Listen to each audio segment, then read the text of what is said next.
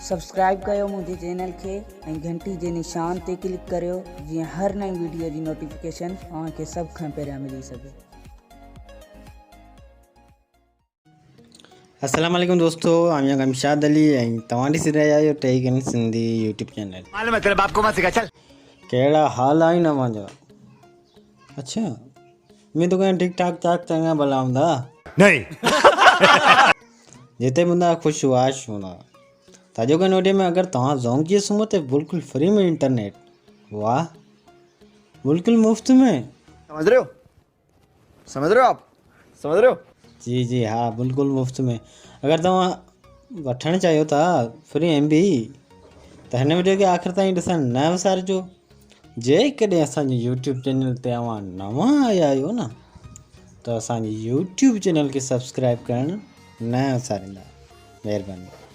त दोस्तों अॼु कोन वीडियो में असां तव्हांखे बिल्कुलु ज़ोंग जे संबंध बिल्कुलु फ्री में इंटरनेट MB हासिलु करण जो ट्रिक ॿुधाईंदुसि। रहा नहीं जाता, तड़प ही ऐसी है ना। जंहिंमें तव्हां लाइफ टाइम बिल्कुलु फ्री में इंटरनेट हलाए सघो था। सो वीडियो खे आख़िर ताईं ॾिसजो त चैनल खे सब्सक्राइब करे वरितो आहे, मूंखे ख़बर आहे नहीं तो कोन कयो आहे साईं, करे वठ। छो जो असां इन चैनल ते अहिड़ा ई वीडियो अपलोड कंदा आहियूं जेके तव्हां ॾिसी सघो था त काफ़ी सारा तव्हांखे अहिड़ा वीडियो मिली वेंदा बिल्कुलु फ्री इंटरनेट ऐं टेक्निकल जा वीडियो सिंधी में, त तव्हां किथे उर्दू में ॻोल्हींदा। तो दोस्तों मां उम्मीद थो कयां तव्हां चैनल खे सब्सक्राइब करे वरितो हूंदो। त अचो त वीडियो खे शुरू कयूं था। तव्हांखे लिंक मिलंदी डिस्क्रिप्शन में। जेकॾहिं तव्हांखे डिस्क्रिप्शन जी ख़बर न आहे त पोइ तव्हांखे ख़बर ई कोन्हे कौन है ये लोग, कहाँ से आते हैं ये? डिस्क्रिप्शन किथे आहे? डिस्क्रिप्शन इहा ई आहे जेको तव्हां वीडियो ॾिसो पिया। जीअं तव्हां टाइटल ते क्लिक कंदा त तव्हांखे डिस्क्रिप्शन मिली वेंदी ऐं हिते ई तव्हांखे ऐप लिंक मिली वेंदो। ठीकु है, तव्हां हुन ऐप खे डाउनलोड करे वठो।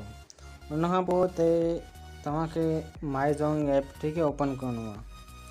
जीअं तव्हां माई ज़ोंग ऐप ओपन कंदा त तव्हां पहिरीं तव्हांजो नंबर जीअं वठंदा। त दोस्तों तव्हां पहिरीं तव्हांखे जॉइन करण सां तव्हांखे 6000 MB मिलंदी। हरामी हो बेटा। ऐं उन पोइ तव्हां डेली रिवार्ड मां पंहिंजी मर्ज़ी मुताबिक़ MB हासिलु करे सघो था। डेली रिवार्ड मां तव्हांखे 500 ताईं MB मिली सघंदी।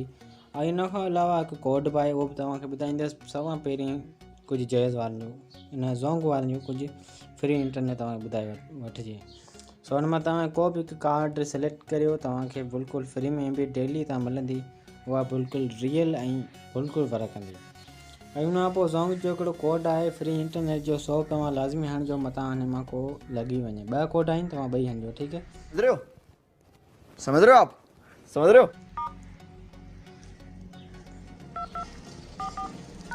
दोस्तों हिकिड़ो ही कोड आहे स्टार 2244 ऐं उन खां पोइ ॿियो कोड आहे स्टार 10H। हीउ कोड तव्हां ज़ोंग जी सिम ते लॻाए तव्हांखे हिन ॿिन्ही मां 6000 MB मिलंदी। सो इहा बि जेकी वीडियो कीअं लॻी मां उम्मीद थो कयां तव्हां पसंदि आई हूंदी। बेटा तुमसे ना हो पाएगा, हमें तुम्हारे लक्षण बिल्कुल ठीक नहीं लग रहा है, तुमसे ना हो पाएगा। वधीक अहिड़नि वीडियो जे लाइ असांजे यूट्यूब चैनल खे सब्सक्राइब करणु न विसारींदा। मिलूं था नेक्स्ट वीडियो में, तेसिताईं पंहिंजो रखिजो ख़्यालु। ख़ुदा हाफ़िज़, महिरबानी।